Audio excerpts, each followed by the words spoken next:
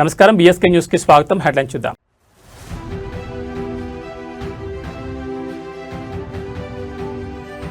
గులాబీ దళపతి సభకు సర్వం సిద్ధం. ఉమ్మడి కరీంనగర్ నేతలతో అగ్రనేతల కీలక భేటీ.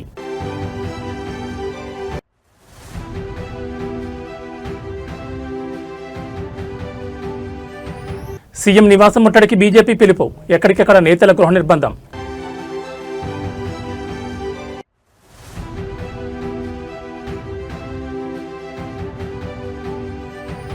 గుంటూరులో అంబటి రాంబాబు ధర్మ పోరాటం. కలెక్టరేట్ వేదికగా 12 గంటల దీక్ష ప్రారంభం.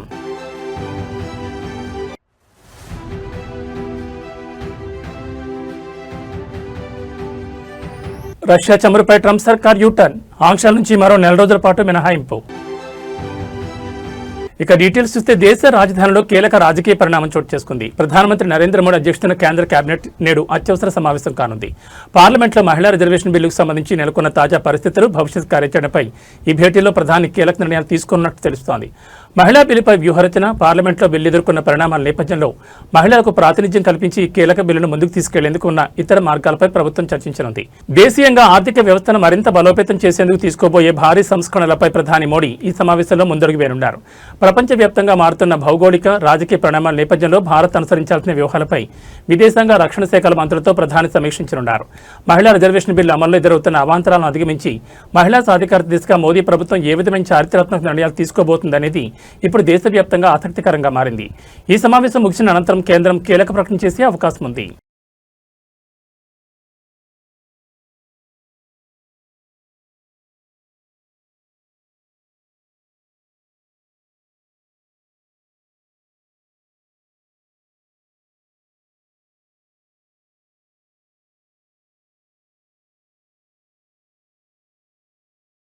తెలంగాణ రాష్ట్ర తొలి ముఖ్యమంత్రి బీఆర్ఎస్ పార్టీ అధినేత కేసీఆర్ ఈ నెల 20న జగిత్యాలలో ప్రజా ఆశీర్వాద సభ నిర్వహించనున్నారు. ఈ సభ ఏర్పాట్లలో బీఆర్ఎస్ కీలక నేతలు బిజీగా ఉన్నారు. స్థానిక నేతలు దగ్గరుండి సభ ఏర్పాట్లు చేస్తున్నారు. ఈ ఏర్పాట్లను బీఆర్ఎస్ వర్కింగ్ ప్రెసిడెంట్ కేటీఆర్, మాజీ మంత్రి హరీష్ రావు స్వయంగా దగ్గరుండి పర్యవేక్షిస్తున్నారు. ఆ మేరకు ఆ ఇద్దరు నేతలు కలిసి శనివారం ఉదయం హరీష్ రావు నివాసం నుంచి జగిత్యాలకు బయలుదేరారు. వారు ఉమ్మడి కరీంనగర్ జిల్లాకు చెందిన పార్టీ కీలక నాయకులతో సమావేశమై సభ నిర్వహణపై దిశానిర్దేశం చేశారు. అనంతరం మధ్యాహ్నం 2 గంటలకు జగిత్యాలలో కేటీఆర్, హరీష్ రావు ఇద్దరు కలిసి మీడియా సమావేశం ఏర్పాటు చేయనున్నారు. ఈ సమావేశంలో సభకు సంబంధించిన వివరాలను వెల్లడించే అవకాశం ఉంది.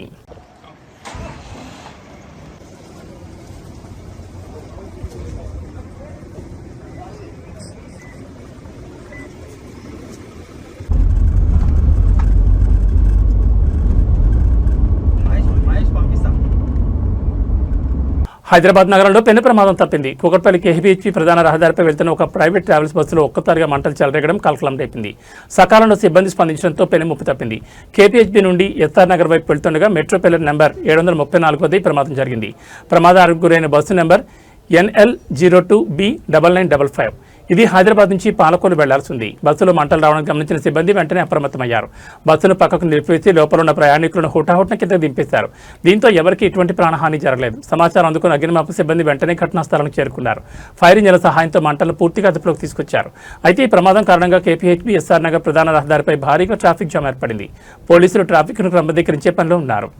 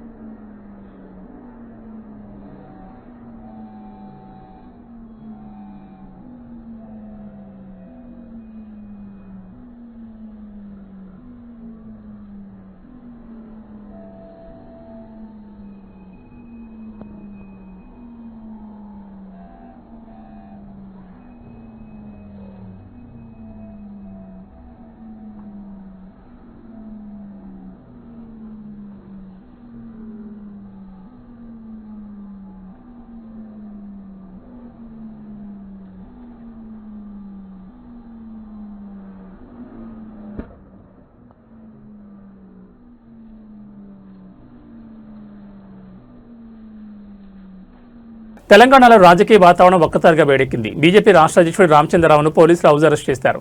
మహిళా బిల్లు విషయంలో కాంగ్రెస్ వైఖరి నిరసిస్తూ ముఖ్యమంత్రి నివాసాన్ని ముట్టడించాలని బీజేపీ పిలుపునిచ్చిన నేపథ్యంలో పోలీసులు ముందస్తు చర్యగా నేతలను గృహ నిర్బంధం చేస్తున్నారు. సీఎం నివాసం ముట్టడికి బయలుదేరబోతుండగా రామచంద్రరావును ఆయన నివాసం వద్దే పోలీసులు అడ్డుకున్నారు. బయటకు రాకుండా భారీగా మోహరించారు. మహిళా బిల్లును కాంగ్రెస్ పార్టీ అడ్డుకుంటోందని ఆరోపిస్తూ దానికి నిరసనగా ఈ ముట్టడి కార్యక్రమం బీజేపీ చేపట్టింది. కేవలం రాష్ట్ర అధ్యక్షుడే కాకుండా రాష్ట్ర వ్యాప్తంగా పలువురు కీలక బీజేపీ నేతలను పోలీసులు ఎక్కడికెక్కడ గృహ నిర్బంధం చేస్తున్నారు. పోలీసుల తీరుపై రామచంద్రరావు తీవ్ర ఆగ్రహం వ్యక్తం చేస్తున్నారు. ప్రజాస్వామ్యబద్ధంగా నిరసన తెలిపే హక్కును ప్రభుత్వం కాలరాస్తుందని ఆయన మండిపడుతున్నారు. ప్రస్తుతం రామచంద్రరావు నివాసం వద్ద బీజేపీ కార్యకర్తలు భారీగా చేరుకోవడంతో తీవ్ర ఉద్రిక్తత నెలకొంది. కార్యకర్తలకు పోలీసులకు మధ్య నెట్టులాట జరుగుతోంది.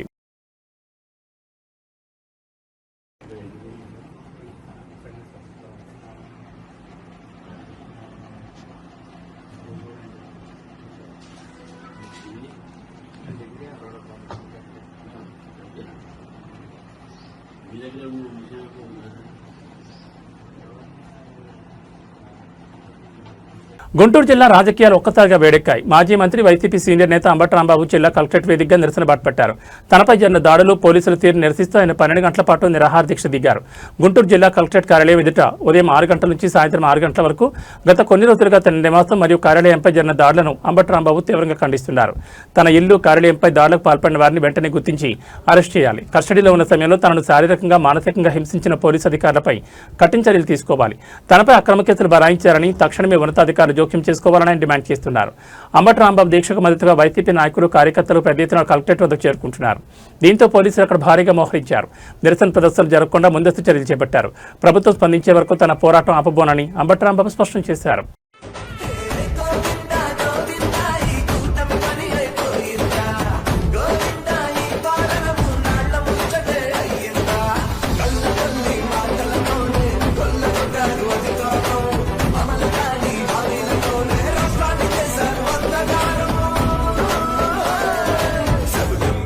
రాంబాబు నావా చంద్రబాబు మళ్ళీ ముచ్చటి జగనన్నే కూటమిని ముచ్చటి జగనన్నే మళ్ళీ ముచ్చటి జగనన్నే గత వైభవం ముచ్చటి జగనన్నే చదువుతున్నాడి రాంబాబు వింటున్నావా చంద్రబాబు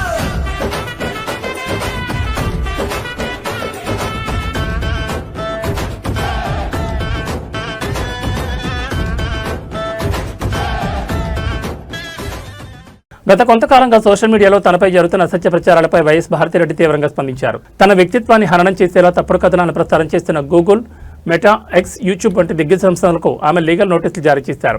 తనపై ఉన్న అవాస్తవ కథనాలు, అభ్యంతరకర పోస్టులను తక్షణమే ఆయా ప్లాట్ఫామ్ల నుంచి తొలగించాలని డిమాండ్ చేశారు. తప్పుడు సమాచారాన్ని ఉద్దేశపూర్వకంగా వ్యాప్తి చేస్తున్న అకౌంట్లను వెంటనే గుర్తించి వాటిని శాశ్వతంగా బ్లాక్ చేయాలని నోటీసులో పేర్కొన్నారు. తప్పుడు ప్రచారానికి బాధ్యత వహిస్తూ సదరు సంస్థలు, వ్యక్తులు బేషరతుగా క్షమాపణ చెప్పాలని కోరారు. వైఎస్ భారతిరెడ్డి తరపున న్యాయవాది ప్రజుమన్ ఈ నోటీసులను జారీ చేశారు. రాజకీయంగా ఎదుర్కోలేక వ్యక్తిగత దోషాలకు దిగడంపై ఆయన మండిపడ్డారు. చట్టపరమైన నిబంధనలను అతిక్రమించి పోస్టులు పెడుతున్న వారిపై సివిల్ మరియు క్రిమినల్ కేసులు తీసుకుంటామని ఆయన స్పష్టం చేశారు.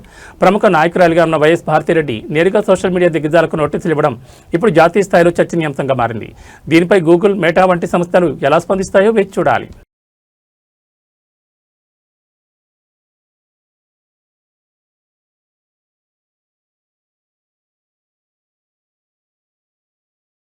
కలియుగ వైకుంఠం తిరుమలలో భక్తుల రద్దీ కొనసాగుతోంది. సాధారణంగా శనివారం అనగానే తిరుమల భక్తులు పోటెత్తుతూ ఉంటారు.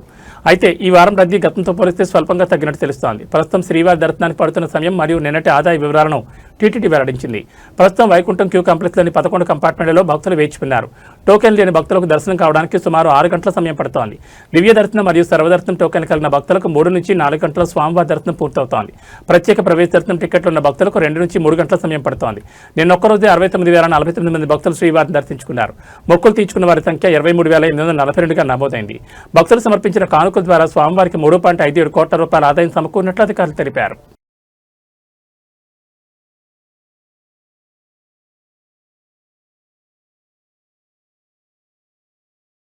ప్రపంచ దేశాల కలవరపెడుతున్న మధ్యప్రాచ్య ఉద్రిక్తతలో ఒక కీలక మార్పు చోటు చేసుకుంది. వ్యూహాత్మకంగా ఎంతో ప్రాముఖ్యత ఉన్న హార్మోజ్ జలసంధిని పూర్తిగా తెరిచినట్లు ఇరాన్ ప్రకటించింది. అన్ని రకాల వాణిజ్య నౌకల రాకపోకలకు అనుమతిస్తున్నట్లు ఇరాన్ విదేశాంగ మంత్రి అబ్బాస్ అరాగ్చీ వెల్లడించారు. లెబనాన్ ఇజ్రాయెల్ కాల్పుల విరమణ, అమెరికా మధ్యవర్తిత్వంతో లెబనాన్ మరియు ఇజ్రాయెల్ మధ్య కుదిరిన 10 రోజుల కాల్పుల విరమణ ఒప్పందం నేపథ్యంలో ఇరాన్ ఈ సానుకూల నిర్ణయం తీసుకుంది. ప్రస్తుతానికి కాల్పుల విరమణ కొనసాగినంత కాలం జలసంధి పూర్తిగా అందుబాటులో ఉంటుందని అరాగ్చీ తన ఎక్స్ ఖాతాలో పేర్కొన్నారు. నౌకల ప్రయాణం ఇరాన్ పోర్ట్స్ మరియు మారిటైమ్ ఆర్గనైజేషన్ సూచించిన సమన్వయ మార్గంలోనే సాగాలని స్పష్టం చేశారు. ఇరాన్ ప్రకటనతో అంతర్జాతీయ మార్కెట్లో ముడి చమురు ధరలు ఒక్కసారిగా దాదాపు 9% మేరకు క్షీణించాయి. ఇరాన్ నిర్ణయాన్ని అమెరికా అధ్యక్షుడు డొనాల్డ్ ట్రంప్ స్వాగతించారు. జలసంధి వ్యాపార కార్యకలాపాలు సిద్ధంగా ఉందని ఆయన ధృవీకరించారు. ప్రపంచవ్యాప్తంగా సరఫరా అయ్యే ముడి చమురులో సుమారు 20% ఈ హార్మోజ్ జలసంధి గుండానే సాగుతోంది. గతంలో ఇరాన్ అమెరికా ఉద్రిక్తతల వల్ల ఈ మార్గంలో నౌకలపై దాడులు జరగడం, ఇరాన్ దిగ్బంధం విధించడంతో ప్రపంచవ్యాప్తంగా ఇంధన సంక్షోభం తలెత్తిందేమో అన్న ఆందోళన నెలకొంది. తాజాగా ఇరాన్ తీసుకున్న ఈ నిర్ణయం ప్రపంచ ఆర్థిక వ్యవస్థకు పెద్ద పోరాటనిచ్చింది.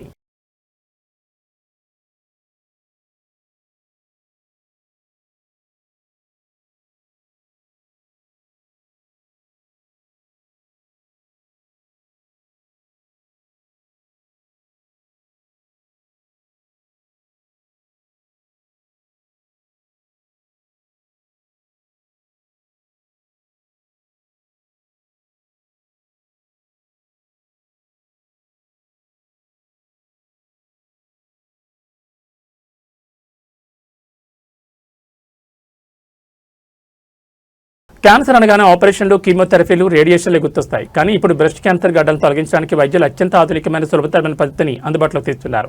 అదే క్రయో అబ్లేషన్. కోత లేకుండా, సర్జరీ అవసరం లేకుండానే క్యాన్సర్ గడ్డలను మంచు మొక్కలా మార్చి నాశనం చేసే ఈ ప్రక్రియ ఇప్పుడు వైద్య రంగంలో హాట్ టాపిక్గా మారింది. ఈ విధానంలో వైద్యులు అత్యంత శీతల ఉష్ణోగ్రతలను ఉపయోగించి క్యాన్సర్ కణితిని గడ్డకట్టిస్తారు. ఒక ప్రత్యేకమైన పరికరాన్ని ఉపయోగించి కణితి లోపలికి అతి తక్కువ ఉష్ణోగ్రతను పంపిస్తారు. దీంతో క్యాన్సర్ కణాలు గడ్డకట్టి అక్కడికక్కడే నశించిపోతాయి. ఎటువంటి శస్త్రచికిత్స అవసరం లేని ప్రక్రియ ఇది. రోగి ఆసుపత్రిలో రోజుల తరబడి ఉండక్కర్లేదు. కేవలం కొన్ని గంటల్లోనే చికిత్స ముగించుకుని అదే రోజు ఇంటికి వెళ్ళొచ్చు. ఆపరేషన్ కోతలు ఉండవు కాబట్టి నొప్పి చాలా తక్కువగా ఉంటుంది. శరీరంపై గాయాలు ఉండవు కాబట్టి రోగులు అతి తక్కువ సమయంలోనే సాధారణ స్థితికి చేరుకుంటారు.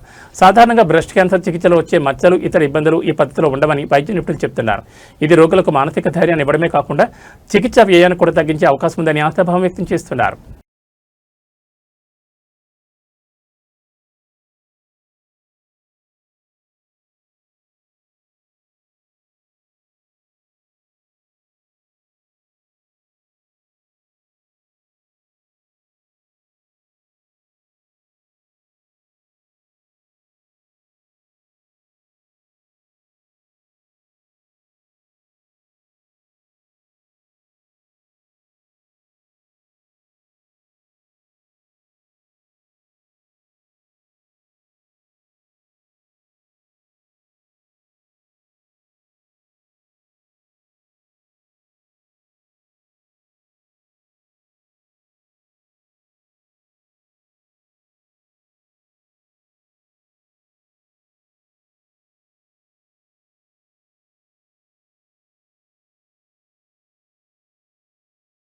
ఏపీ రాజకీయ పరిణామాలు ఇప్పుడు తెలంగాణ గడ్డపై తెగలు పుట్టిస్తున్నాయి. తెలుగుదేశం, జనసేన కూటమి నేతల తీరుపై తెలంగాణ జర్నలిస్ట్ శంకర్ తీవ్రస్థాయిలో విరుచుపడ్డారు. చంద్రబాబు నాయుడు తీసుకుంటున్న నిర్ణయాల వల్ల మళ్లీ క్విట్ తెలంగాణ ఉద్యమం వచ్చే ప్రమాదం ఉందని ఆయన హెచ్చరించారు. ఆంధ్రప్రదేశ్లో అమలవుతున్న రెడ్ బుక్ రాజ్యాంగం ఇప్పుడు తెలంగాణ కూడా పాకిందని ఆయన మండిపడ్డారు. ఏపీలో జరుగుతున్న రాజకీయ కక్ష సాధింపు చర్యలను తెలంగాణ గడ్డపై కూడా ప్రయోగిస్తున్నారని ఆరోపించారు. చంద్రబాబు, లోకేష్, పవన్ కళ్యాణ్ శని, ఆదివారాలు ఎక్కడుంటున్నారు అంటూ ఆయన ప్రశ్నించారు. తెలంగాణలో ఉంటూ ఇక్కడి వనరులను వాడుకుంటూ ఇక్కడి బిడ్డల్ని అరెస్ట్ చేయిస్తారని నిలదీశారు. మా సొమ్మితిని మా గడ్డ మీద ఉంటే మా బిడ్డల్ని అరెస్ట్ చేస్తారంటూ శంకర్ ఆగ్రహం వ్యక్తం చేశారు. తెలంగాణ ప్రజలు ఇలాంటి దుశ్చర్యలను చూస్తూ ఊరుకోరని, ప్రజలు తిరగబడే రోజులు దగ్గర పడ్డాయని హెచ్చరించారు. ఇటీవల ఏపీకి చెందిన పలువురు సోషల్ మీడియా యాక్టివిస్టులను, రాజకీయ నేతలను తెలంగాణలో ఉన్న వారి నివాసాల వద్ద ఏపీ పోలీసులు అరెస్ట్ చేయడం లేదా నోటీసులు ఇవ్వడం వంటి పరిణామాల నేపథ్యంలో శంకర్ చేసిన ఈ వ్యాఖ్యలు ఇప్పుడు సోషల్ మీడియాలో వైరల్ అవుతున్నాయి. తెలంగాణ అస్తిత్వాన్ని దెబ్బతీసేలా వ్యవహరిస్తే సహించేది లేదన్నట్లుగా ఆయన వ్యాఖ్యలు కొనసాగాయి. మనము కర్నూలు 4th టౌన్ పోలీసులు మన కేవీఆర్ని అరెస్ట్ చేసినప్పుడు చాలా క్లియర్గా మాట్లాడినాం. తెలంగాణలో రౌండ్ టేబుల్ సమావేశం పెట్టినప్పుడు ఆ రోజు మాట్లాడినాం. ఇది మంచి పద్ధతి కాదు అని చెప్పేసి అందరం సావధానంగా పద్ధతిగానే చెప్పినాం. మరి ఇక చూస్తూ ఉంటే మరి రెడ్ బుక్ రాజ్యాంగం ఓన్లీ ఆంధ్రప్రదేశ్లోనే ఇంప్లిమెంటేషన్ అవుతుందని నిన్నటిదాకా మనం అందరం అనుకున్నాము. బట్ తెలంగాణలో కూడా ఇంప్లిమెంటేషన్ అవుతున్నట్టు కనపడతా ఉంది. అసలు చంద్రబాబు నాయుడు, లోకేష్ గారు, పవన్ కళ్యాణ్ గారు శనివారం, ఆదివారం వస్తే ఏడుంటారు సార్? మీరు ఏడుంటారు అండి? తెలంగాణలో ఉంటున్నారు, హైదరాబాద్లో ఉంటున్నారు. నీ కాపలా ఉండేది ఎవరండి? తెలంగాణ పోలీసులు. తెలంగాణ ప్రజల సొమ్ముతో జీతాలు తీసుకుంటున్నటువంటి తెలంగాణ పోలీసులు మీకు కాపలా ఉంటున్నారు. మా సొమ్ము తింటారు, మా గడ్డ మీద ఉంటారు. మా బిడ్డలని ఇలా మీ గురించి మాట్లాడుతూ ఉంటే ఏమన్నాడు ఆయన? ఏం తప్పు? అచ్చా, రెడ్ బుక్, ఎర్ర బుక్, ఎర్రి బుక్ అన్నందుకు మీకు ఏదో ప్రాబ్లం అయింది. మీ టీడీపీ నాయకులు, మీ జనసేన నాయకులు, మీ కూటమి నాయకులు, బీజేపీ నాయకులు, మీ టీడీపీ నాయకులు ఎన్నో డిబేట్లలో నేను క్లిప్పులు కావాలంటే పంపిస్తాను మీకు అందరికీ. బాజాప్తా అమలు చేస్తున్నాం రెడ్ బుక్ రాజ్యాంగాన్ని అని చెప్పేసి ఎన్నో టీవీ డిబేట్లలో మాట్లాడారు. ఆ క్లిప్పులు కావాలన్నా? ఎంతమంది మీద దేశద్రోహం కేసులు పెడతారు? పెట్టండి, తీయండి, అరెస్టులు చేస్తారా? ఏమి దొంగలా పోలీసులు? ఆయన ఇక్కడికి వచ్చిన పోలీస్ ఆయన మీది ఇది ఏపీఎస్ పరిధిలోకి వస్తుంది, మీరు ఎవరికి ఇంటిమేషన్ చేసి వచ్చారంటే ఎల్బీనగర్ దగ్గర ఉంది కాబట్టి ఎల్బీనగర్కి చేసి వచ్చినాం అని చెప్పారు. అసలు ఇది ఏ లిమిట్సో తెలియదు, మీకు ఏమైందో తెలియదు. వచ్చేసి రాత్రికి రాత్రి ఎత్తుకొని పోతామంటే చూస్తా ఊకుంటుందా తెలంగాణ సమాజం? బాజాప్తా చెప్తున్నాం లోకేష్ గారు, ఈ పద్ధతి కరెక్ట్ కాదు. మొత్తం ఇది మీ కనుసన్నల్లోనే నడుస్తుందన్న సంగతి ప్రతి ఒక్కరికి తెలుసు. మీరు తెలంగాణలో ఉందామనుకుంటున్నారా? 2016-17లో తోక ముడుచుకొని కరకట్టకు పారిపోయినట్టు మళ్ళీ తరుమాలను మిమ్మల్ని. ఇల్లులను కూడా ఖాళీ చేపిస్తాం, బాజాప్తా చెప్తున్నాం. మీ ఇండ్లు, మీ నివాసాలు కూడా తెలంగాణ నుంచి పోవాల్సి వస్తుంది మీరు ఈ రకమైనటువంటి దుశ్చర్యలకు మీరు పాల్పడితే. మా తెలంగాణ బిడ్డ రాజకీయాలు విశ్లేషిస్తే, ఆంధ్రప్రదేశ్ రాజకీయాలు విశ్లేషిస్తే నొప్పులు అవుతున్నాయా? ఒకడొక్కడికి మీరు ఎంతమంది చేస్తలేరు తెలంగాణ రాజకీయాలని? ఆంధ్ర పాలిటిక్స్ మీద ఆంధ్ర విశ్లేషకులు, ఆంధ్ర జర్నలిస్టులు, ఆంధ్ర ప్రాంత మిత్రులు ఎంతమంది చేస్తలేరు తెలంగాణలో? ఒక్కొక్కరు ఒక్కొక్క పార్టీ స్టాండ్ తీసుకుంటున్నారు. కొన్ని సందర్భాల్లో అయితే తెలంగాణ గడ్డని, తెలంగాణ నేలని కూడా మీరు హ్యూమిలేట్ చేసిరు, రకరకాలుగా కించపరిచినట్టుగా మాట్లాడిరు. అయినా కూడా మీ సహనంతో ఉండలేదా? మీరు ఇవాళ వచ్చి మా తెలంగాణ గడ్డకు వచ్చి ఇంతకుముందు శ్రీరణ మాట్లాడుతూ అన్నాడు, ఈ గడ్డకు వచ్చి మా ఇంట్లోకి వచ్చి మీరు డైరెక్ట్ అరెస్ట్ చేస్తాం, తీసుకుపోతాం, మాకు ప్రెషర్ ఉంది, ఇవన్నీ అంటే ఇక్కడ చూస్తా ఎవరు ఊరుకోవట్లేదు. మీ రెడ్ బుక్ రాజ్యాంగాన్ని మీకేమైనా ఉంటే ఆంధ్రప్రదేశ్ లిమిట్ వరకు మీరు ఇంప్లిమెంటేషన్ చేసుకుంటారా? ఏం చేస్తారో చూడండి. ఒకవేళ ఎర్రీ బుక్ అన్నందుకే మీకు కేసులు పెట్టాల్సి వస్తే రెడ్ బుక్ రాజ్యాంగం పేరు పెట్టినందుకు లోకేష్ మీద కేసు పెట్టాలా? దాన్ని ఇంప్లిమెంటేషన్ చేస్తున్నామని చెప్తున్నందుకు టీడీపీ నాయకుల మీద కేసులు పెట్టాలా? సో కాబట్టి ఇట్లా మాట్లాడుకుంటూ పోతే చాలా ఉన్నాయి. ఇది పద్ధతి కాదు. చెప్తున్నా, ఎంతమందిగా పృథ్వన్న మాట్లాడితే నేను విన్నా, తెలంగాణ రగుల్స్తామని. రగుల్చడం కాదు చెప్తున్న, తెలంగాణలో ఇలాంటి దుశ్చర్యలకు మీరు పాల్పడితే మీ ఆంధ్ర వ్యాపారాలు ఉండవు ఇక్కడ, మీ నాయకులు ఇక్కడ మనుగడ సాధించలేరు. గుర్తుపెట్టుకోండి, క్విట్ తెలంగాణ మూమెంట్ వస్తుంది. నేను లాస్ట్ టైం మాట్లాడినప్పుడు కూడా చెప్పిన, క్విట్ తెలంగాణ మూమెంట్ చాలా దగ్గరలోనే ఉన్నది మీ ఈ అత్యుత్సాహాల వల్ల. ఇక మన తెలంగాణ పోలీసుల గురించి మాట్లాడాలి, హోంమంత్రి రేవంత్ రెడ్డి గారి గురించి మాట్లాడాలి. ఏం సార్ శాఖని చంద్రబాబు నాయుడు కప్ప చెప్పిరా, లోకేష్ నాయుడు గారు కప్ప చెప్పిరా, లేదా పవన్ కళ్యాణ్ కప్ప చెప్పిరా? ఎట్లా అంతా మీరు ఒకటే చీకట్ల కలుసుకుందామని చెప్పేసి పోలీసులని శాఖని మొత్తం అప్పచెప్పేసిరా ఆంధ్రప్రదేశ్కి? లోకేష్ నాయుడు గారికి అప్పచెప్పిరా? అందుకేనా మన పోలీసులను గుంపులుగా పెట్టేసి అక్కడ వాళ్ళ కాపలా కాస్తా ఉన్నారు. మన తెలంగాణ బిడ్డలు అరెస్ట్ చేసుకపోతుంటే కళ్ళప్పకి చూస్తూ ఉన్నారు. ఇది పద్ధతి కాదు, మీ పద్ధతులు మార్చుకోవాలి. ఇది కనుక ఇట్లనే కొనసాగితే తెలంగాణ సమాజం తిరగబడుతుంది. ఇవాళనే తెలంగాణ అస్తిత్వ వేదిక అని ఒకటి పురుడు పోసుకున్నది ఇవాళ తెలంగాణ గడ్డ మీద. వాళ్ళు ఇలా మాట్లాడిర్రు. ఇగో ఇట్లాంటివన్నీ కూడా దాని పరిధికే వస్తాయి. తెలంగాణ ఏకమవుతుంది. మీరు ఇక్కడ నుంచి బంద్ పెట్టండి, ఏమన్నా లీగల్గా ఫైట్ చేయండి. శనివారం ఇక్కడ మా రేవంత్ రెడ్డి గారు కూడా అంతే, శుక్రవారం నాడే వస్తాయి అరెస్టులన్నీ, శుక్రవారం శనివారం. ఎందుకంటే శనివారం ఆదివారం కోర్టులు బంద్ ఉంటాయి, మంచిగా తీసుకుపోవచ్చు. 2 రోజుల పాటు వీళ్ళకి కావాల్సినట్టుగా చేసుకోవచ్చు. మీ సర్కారులు ఏం సర్కారులు? శనివారం ఆదివారం సర్కారులు ఇవి ఏమన్నా? సో దయచేసి ఈ పద్ధతులు మార్చుకోవాలి. మేము మీ జోలికి రావట్లేదు బిడ్డ. మీరు ఇట్లనే చేస్తే మేము రోజు మీ గురించి మాట్లాడాల్సి వస్తుంది. ఎంతమందిని అరెస్ట్ చేస్తావో చేదు మరి. సో దయచేసి విజ్ఞప్తి చేస్తా ఉన్నా, ఏపీ పోలీసులారా, మీ మీద మాకు ప్రత్యక్షంగా కానీ పరోక్షంగా కానీ ఎలాంటి ద్వేషం లేదు, ఎలాంటి అది లేదు. రాజకీయ నాయకుల ఆటలో మీరు పావులు కాకండి. రేపు అధికారం మారితే, ప్రభుత్వాలు మారితే మీరు కూడా ఇబ్బందులు పడాల్సి వస్తుంది ఇలాంటి దుశ్చర్యలకు పాల్పడుతున్నటువంటి వాళ్ళు. Thank you very much. భారత పార్లమెంట్లో జనవరి 28న ప్రారంభమైన 2026-27 బడ్జెట్ సమావేశాలు శనివారంతో ముగిశాయి. ఈ సమావేశాలు భారత రాజకీయాల్లో అత్యంత ప్రాధాన్యత సంతరించుకున్నాయి. ఫిబ్రవరి 1న ఆర్థిక మంత్రి నిర్మలా సీతారామన్ 53.47 లక్షల కోట్ల వ్యయంతో కూడిన బడ్జెట్ను ప్రవేశపెట్టగా ఉపాధి కల్పన, నైపుణ్యాభివృద్ధి, మౌలిక సదుపాయాలకు ఇందులో పెద్దపీట వేశారు. సమావేశాల చివరి దశలో నియోజకవర్గాల పునర్విభజన, మహిళా రిజర్వేషన్ల అంశంపై ప్రభుత్వం విపక్షాల మధ్య జరిగిన పోరు ఈ సెషన్కు కేంద్ర బిందువుగా నిలిచింది. ఈ సమావేశాల్లో పలు కీలక బిల్లులు ఆమోదం పొందాయి. ఆంధ్రప్రదేశ్ పునర్వ్యవస్థీకరణ బిల్లు 2026 ద్వారా అమరావతి రాజధానిగా మరింత స్పష్టత లభించగా వ్యాపార లావాదేవీల సరళీకరణ కోసం జన్ విశ్వాస్ బిల్లుకు సభ ఆమోదం తెలిపింది. అయితే 131వ రాజ్యాంగ సవరణ బిల్లుపై జరిగిన చర్చల సమయంలో సభలో తీవ్ర గందరగోళం నెలకొంది. దక్షిణాది రాష్ట్రాల సీట్ల సంఖ్య తగ్గుతుందనే ఆందోళనతో విపక్షాలు ఏకతాటిపైకి వచ్చి ప్రభుత్వ నిర్ణయాలను వ్యతిరేకించాయి. దీంతో సభలో 131వ రాజ్యాంగ సవరణ బిల్లు వీగిపోయింది. ఈ బిల్లుకు అనుకూలంగా 298 ఓట్లు, వ్యతిరేకంగా 230 ఓట్లు వచ్చాయి. దీంతో డీలిమిటేషన్, కేంద్రపాలిత ప్రాంతాల చట్ట సవరణ బిల్లులను కేంద్రం వెనక్కి తీసుకుంది. మూడో రోజు శనివారం స్పీకర్ ఓం బిర్లా సభను నిరవధిక వాయిదా వేస్తున్నట్లు ప్రకటించడంతో మూడో రోజు ఎటువంటి చర్చలు లేకుండా సభ వాయిదా పడింది. దీంతో సుమారు 3 నెలల పాటు సాగిన ఈ సుదీర్ఘ బడ్జెట్ సమావేశాలు అధికారికంగా ముగిశాయి.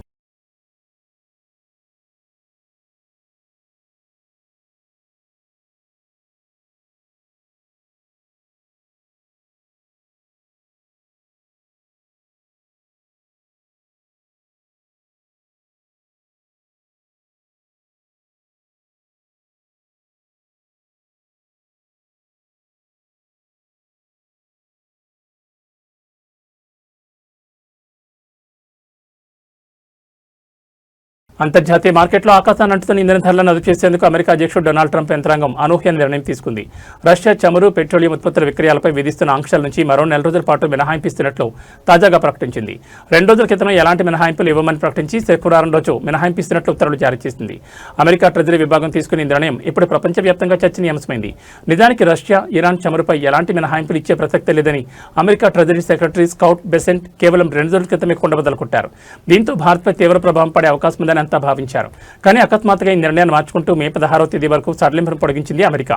తాజా నిబంధనల ప్రకారం శుక్రవారం నాటికి సముద్రంలో నౌకలపై లోడైన రష్యా చమురును కొనుగోలు చేయడానికి మే 16వ తేదీ అర్ధరాత్రి వరకు అవకాశం ఉంటుంది. ఏప్రిల్ 11తో ముగిసిన పాత మినహాయింపు గడువును ఈ నిర్ణయం ద్వారా మరో నెల పాటు పొడిగించినట్లయింది.